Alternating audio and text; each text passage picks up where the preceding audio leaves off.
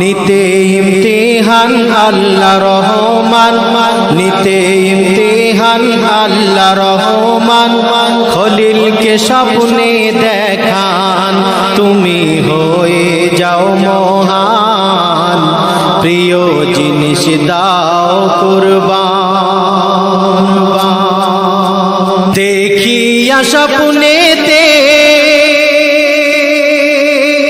ইব্রাহিম যায় তরা করে, গিয়ে হাজেরাকে কয় ইসমাইলকে সাজিয়ে দাও আমারে। আমরা